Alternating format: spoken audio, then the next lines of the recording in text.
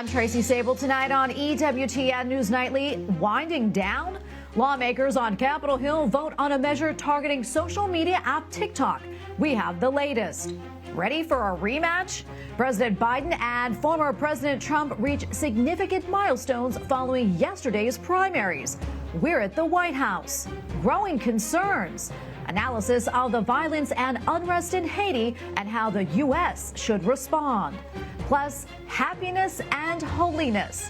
On the anniversary of his election to the papacy, Pope Francis has a message about choosing virtue over temptation. These stories and more tonight. From EWTN, the Global Catholic Network, this is EWTN News Nightly. Thank you for being with us on the Feast of St. Broderick. Our top story tonight, Congress has taken the first step to potentially banning the social media app TikTok here in the U.S. The House overwhelmingly passed a bill today targeting the popular app. Lawmakers have long feared that TikTok may pose a risk of spying by the Chinese government. There are an estimated 170 million TikTok users, many of them young people or small business owners. Some of these creators and these business owners solely depend on TikTok for their revenue and their job.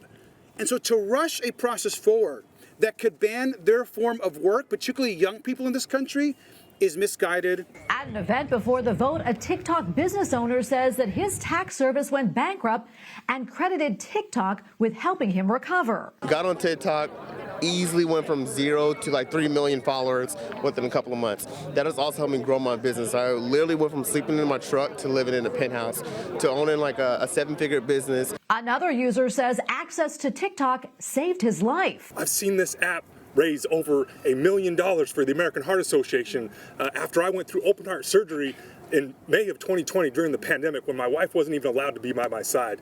This app showed up for her to support her when she couldn't be by my side. The bill would ban TikTok from U.S. app stores unless it's spun off from its China-linked parent company, ByteDance. TikTok is a threat to our national security because it is owned by ByteDance, which does the bidding of the Chinese Communist Party. We know this because ByteDance leadership says so and because Chinese law requires it. The editor-in-chief of ByteDance is the secretary of the Chinese Communist Party cell embedded at the very highest ranks of the company.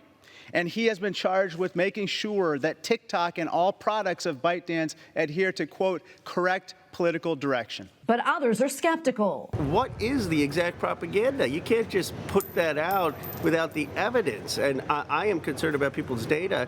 I'm concerned in many ways about the China Communist Party. But if you're going to say that the platform is being used for propaganda, give specifics. The bill now goes to the Senate, where its future is uncertain. Some senators say a ban would violate First Amendment rights of TikTok users. If enacted, the bill would give ByteDance 165 days to sell the app, or else U.S.-based app stores and web hosting services would be prohibited from providing the app to the public.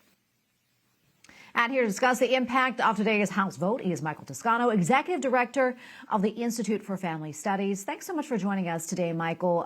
We don't really see strong bipartisan support really on anything these days. So why do you think there really is such universal agreement here on TikTok? Thank you, Tracy. Wonderful to be with you. I think the principal reason that there's so much bipartisan support for this is that, like with so much else, appearances can be deceiving. I think audiences and the general public are probably operating on an old vision of what social media platforms are. We think of them as either opportunities for young people to connect or professionals to connect, or just silly places where people do dances and upload cat videos. But that model for social media has not existed for some time. The purpose of social media is to addict users intentionally using addictive techniques informed by advanced behaviorism and other psychological methods in order to ensure what's known as time on device, basically to keep you on. Why? So that way the platform can hoover up your data and can analyze your data so that way you can be prepared for receptivity to graphic advertisements. Now, TikTok operates no differently than these other platforms, but with the added problem that those powers that these social media platforms allow for these corporations are now then transferred to the Chinese Communist Party, which is also hoovering up data of American users through its platform. Michael, what do you think will come from this eventually? I mean, do you think this will force TikTok's hand, maybe to clean up its act, so to speak? What do you think will happen? That is the operative question of the hour. So the way that the bill is structured is that it gives ByteDance an opportunity to sell TikTok to a group or a company that is not operating in what's known as an adversarial nation. So that means that an ally in the UK or Japan or in the United States could buy TikTok and could keep it operating. But there are strong signs that ByteDance will not allow that to happen. Now, you might ask yourself, well, why would they leave many, many billions of dollars, potentially hundreds of billions of dollars on the table? And I think this is one of the reasons why the answer to this question is one of the reasons why there's so much energy behind this bill. Because if ByteDance is willing to leave those hundreds of billions of dollars on the table, it's clear that the purpose of this platform, again, is not to amuse or provide users with business opportunities, but to spy. They wouldn't keep it for themselves and leave that money on the table if there were any other purpose.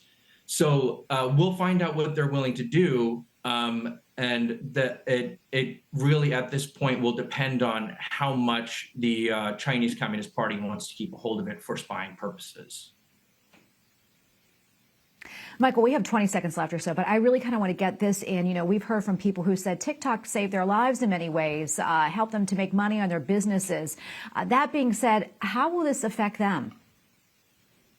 It depends on whether or not ByteDance will sell. If they sell, then it won't affect them at all. And honestly, if they don't sell, if they shut it down, there are plenty of alternatives for them to turn to. Those are great stories, but they are just the minimum of what these things do. And I think the national security interest far outweighs their remunerative interest. Well, Michael, thank you so much for being with us, and we appreciate you weighing in today. God bless. God bless you. Tonight, despite many Americans not exactly being thrilled by either choice, the proverbial stage is set. President Joe Biden versus former President Donald Trump. Each has secured the requisite number of delegates, and now it is off to the races, a rematch of 2020. Each campaign just releasing a new video setting the tone of the bruising fight yet to come. White House correspondent Owen Jensen reports. Owen? Tracy, good evening to you. Tonight, President Joe Biden and former President Donald Trump are not considered official nominees until the summer conventions in Chicago, Illinois, and Milwaukee, Wisconsin.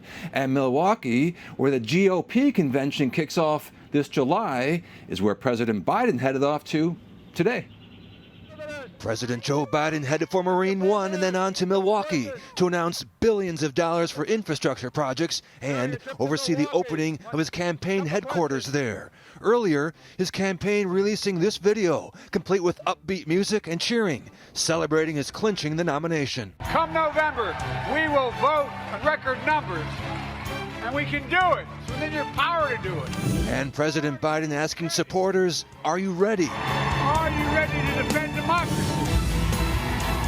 Are you ready to protect our freedom? Are you ready to win this election? And former President Donald Trump's campaign posts this video, celebrating his getting the GOP nod, while warning the country is in serious trouble. We have millions and millions of people flowing in. We have no respect on the world stage. What we say doesn't mean a thing anymore.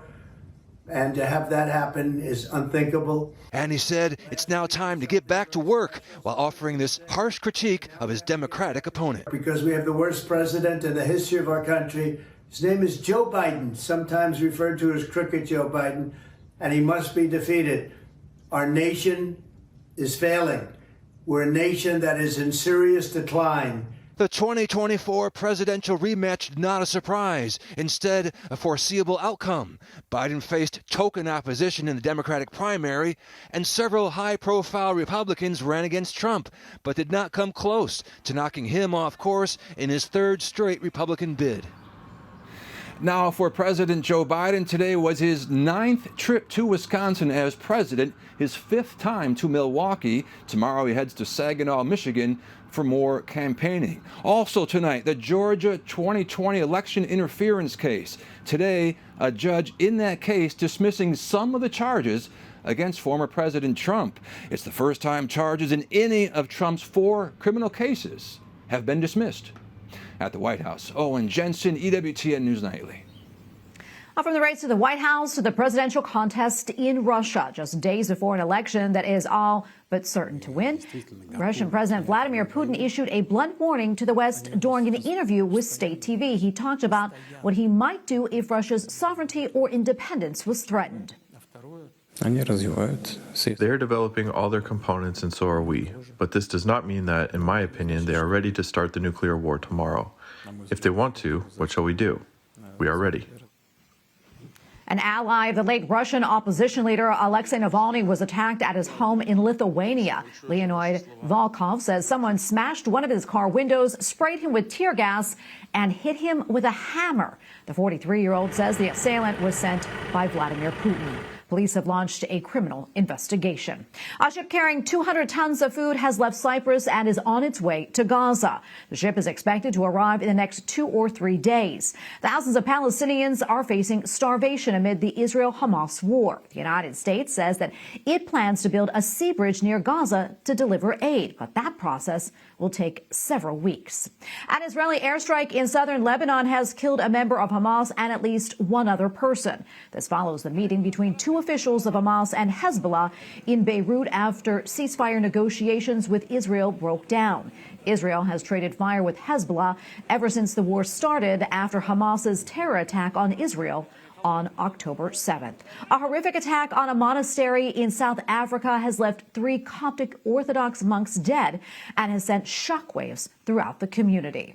The attack took place in Cullinan, just east of the capital of Pretoria. A 4th person was beaten with an iron rod but managed to escape. Police say a 35-year-old male suspect is in custody and that a motive is unclear.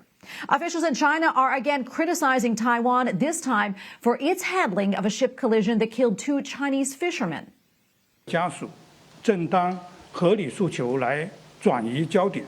Beijing is demanding an official explanation of what happened and an apology. The incident took place last month. Taipei's Coast Guard accused the Chinese vessel of trespassing, and the men were killed in a subsequent chase. Beijing says Taiwan will, quote, bear all the consequences if its request for information is not answered.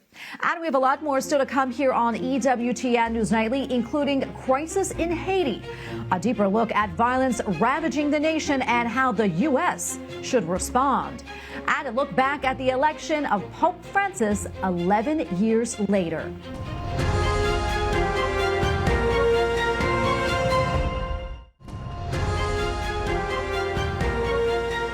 A U.S. Marine anti-terrorism unit has been sent to Haiti to help protect the U.S. Embassy as chaos continues to unfold in the Caribbean nation. Non-essential personnel left the embassy on Sunday.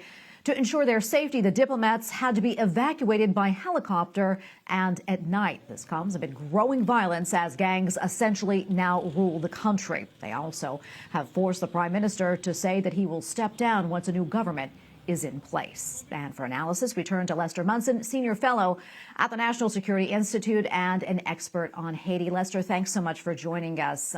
As you well know, Haiti has always been a hot spot, but what's unfolding right now is really unimaginable. Out of control violence, reports of bodies just piling up on the street, and fears that people are suffering from extreme hunger. And that's really just a little snapshot of what's happening over there. What else should we be concerned about in Haiti? Well, really, the stability of the whole country is in question. And there's a lot we don't know, frankly. We're getting spotty reports out of Port-au-Prince about what's the capital of Haiti, about what's happening on the streets there. We really don't know a lot about what's happening in the rest of the country. Haiti has never been a very stable place, but the last few days seem to be as bad as anything that has ever happened in Haiti. Let's remember, Haiti is not that very far from the United States. When bad things happen in Haiti, a lot of Haitians end up in our country. By the way, some of them end up being terrific American citizens.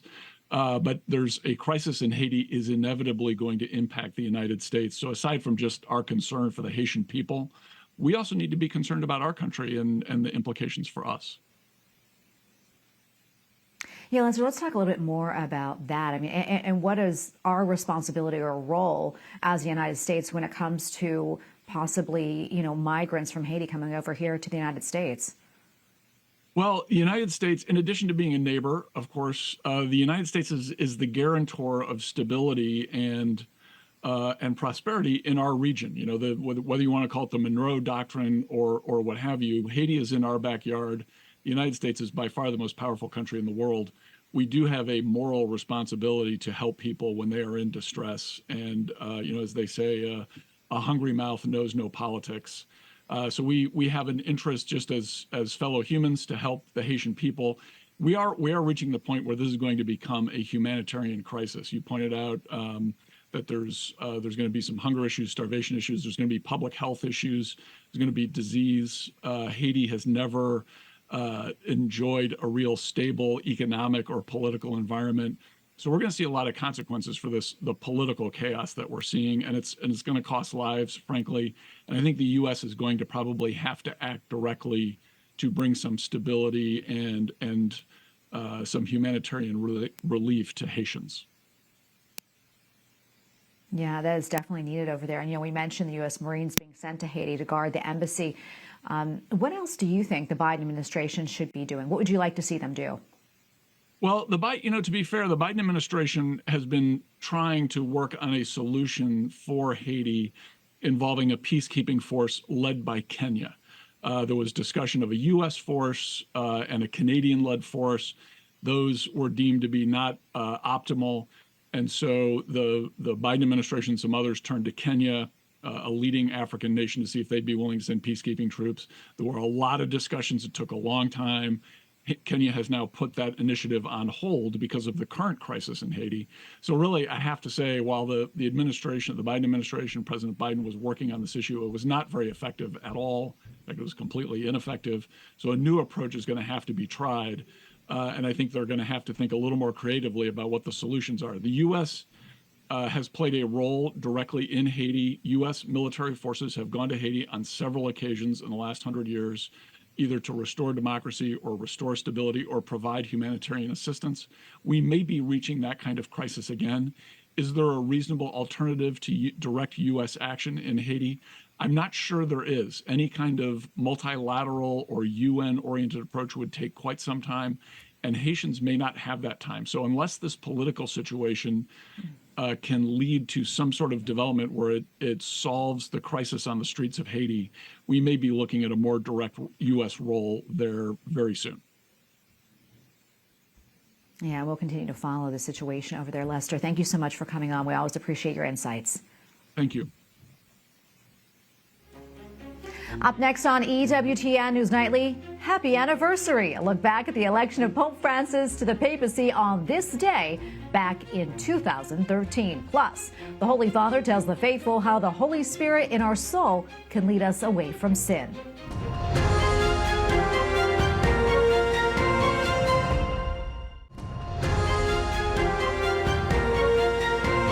The National Health Service in the United Kingdom will no longer prescribe puberty blockers for children. The decision comes after a review found there was not enough evidence that they are safe or effective.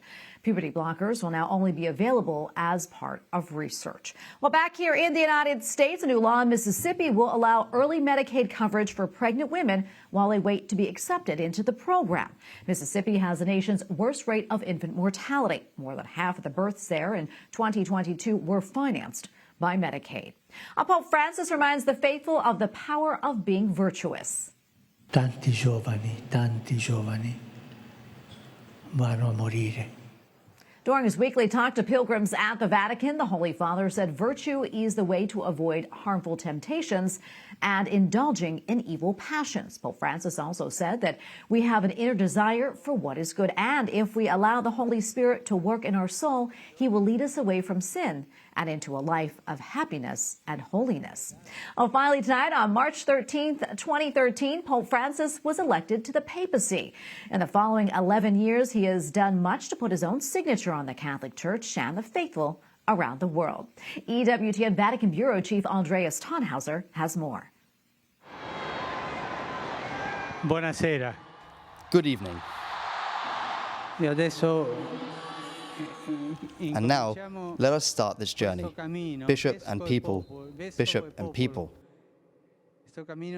This journey of the Church of Rome, which leads all the churches in charity. A journey of fraternity, of love, of trust among us.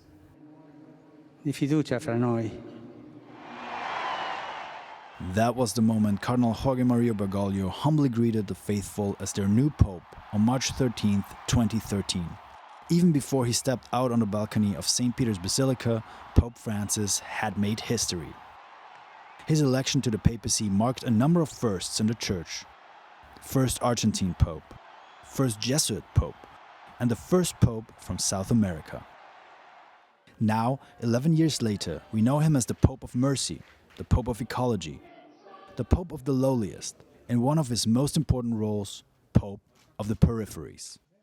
During his papacy, the Holy Father has challenged Catholics to bring the gospel to people in need, both geographically and spiritually, to serve those who are marginalized and advocate for the most vulnerable. From the beginning, the Pope has stressed the importance of human fraternity, being a welcoming church, caring for the creation, and asking clergy to be shepherds with the smell of the sheep. Today, Bangui becomes the spiritual capital of the world. Calling himself a pilgrim of peace, the Pope took his message to the war-torn nation of Central African Republic in 2015. As a sign of prayer and solidarity, the Pope jump-started the Jubilee for Mercy 10 days early by opening the first holy door in Africa. The gesture signaled a closeness with a continent that is thousands of miles away from the Vatican. Some of the key moments during Francis's papacy have come during the synods. Topics have included family, marriage, youth, and even the Amazon. The next one in October will mark the culmination of a significant multi-year journey on synodality. Since the beginning of his pontificate, Pope Francis has made 44 apostolic trips, visiting 60 nations. His first trip was to Rio de Janeiro in Brazil in July 2013 for the World Youth Day. Dear young friends, Jesus Christ is counting on you. The Church is counting on you. The Pope is counting on you. Over the years, Pope Francis has also implemented many reforms in an effort to make the Church more transparent. Some related to expenses and finance, while others focused on the protection of minors and vulnerable adults with the aim of fighting cases of abuse within the Church. Throughout his pontificate, Pope Francis has canonized 912 saints. Among them are 3 popes from the 20th century, but also very esteemed and beloved figures such as Oscar Romero, John Henry Newman, and Mother Teresa of Calcutta. Mother Teresa, in all aspects of her life, was a generous dispenser of divine mercy, making herself available for everyone through her welcome and defense of human life. Those unborn and those abandoned and discarded. She was committed to defending life. The 87-year-old Pope has had several health problems in recent years, including undergoing surgery in June 2023 to repair a hernia. He now predominantly relies on a wheelchair for mobility.